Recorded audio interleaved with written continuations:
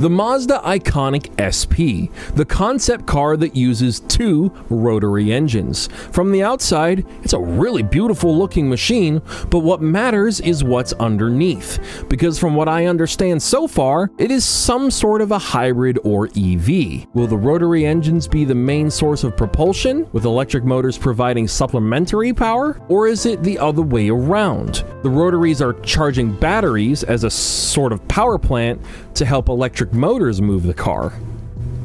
I don't know, but maybe, just maybe, it could be a great driver's car. I don't know how that would work or how that would look or sound, sound being probably the most important thing here. After all, their key phrase throughout the whole unveiling of this was, "The joy of driving is the same as the joy of living." A wonderful thing to say as a car manufacturer.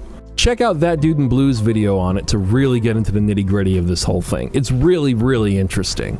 The Cybertruck. If you want an in-depth look into the car from the perspective of a sane person, here's CarWow's video on it. Matt looks a little out of place in this whole thing, I'm not gonna lie. He looks like a scholar surrounded by cultists throughout most of this. It's like those scenes in movies where the hero, you know, infiltrates a cult and they're all worshiping their leader and he's just there like, this is weird. What's going on? This is not my cup of tea, but then any opinion or thoughts I could have on the car are just not really worth sharing, because all it's going to do, it's going to be like the Alpha Call. It's going to bring Godzilla towards it. It's just going to summon a whole bunch of neophytes rushing to defend Tesla and Musk, because they're going to see it as me insulting him on a personal human level, frothing at the mouth with battery acid leaking out of their brain implants. It's just not worth it. I don't want to take on the cult, man. Nissan, I love you, okay? I love the GTR, obviously. Many people do. But if the successor to the R35 is a full EV, you'll be alienating pretty much your entire existing customer base. We love the RB26. We love the VR38. But this alleged R36 GTR or potential R36 successor, looking at this, it's wild to look at, but it being an EV, it's on par with that Dodge EV muscle car with the cat noises. And I don't understand, what's with this low poly design language? Why is everyone turning down the graphics settings on Reality for new cars? Why does that count as making a car look futuristic or next generation? You can't be serious. Am I a boomer or something? Whenever I see people say they like this sort of thing and the way it looks, I just feel like I'm being gaslit a little bit. It's like, no, if you have a good taste in, you know, what's beautiful and what looks good and you have a good sense of style, you're gonna look at this and you're gonna go, huh, no. I don't know how an automotive enthusiast can look at something like this and go, yes, this is the future and I can sleep at night. Jesus Christ. Craig Lieberman actually kind of talks about this in his video about the death of the R35. I mean, it doesn't help that the R35 doesn't pass noise regulations in places like the UK. I mean, Jesus. The car is too loud in stock form? Are you kidding? The car is so quiet in stock form. How quiet does England need to be nowadays? It was already pretty serene when I was there. I mean, that was 10 years ago. Maybe people have gotten more sensitive since then. At this point, though, it sounds like affecting other people with your presence, whether it's abrasive or not, is going to end up being illegal. At this rate, can we just make it legally enforceable for people to have to smell good, to bathe and not be gross and look weird out in public? I don't want to have to go out into public and, like, sit down close to someone and go, ugh. Hey, remember the Aventador Ultimae? Yeah, I didn't think so. But don't get me wrong, it's really cool to see what the SVJ rear end looks like without the weird looking spoiler on the back, but I'm still team SV. Not SVJ, just SV.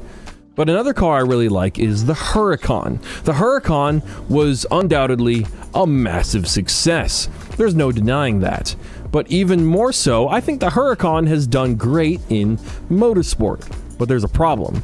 The Huracan is about to go extinct, and Lamborghini has failed to give us the one car they need to build before it's too late. A street version of the Evo 2 race car.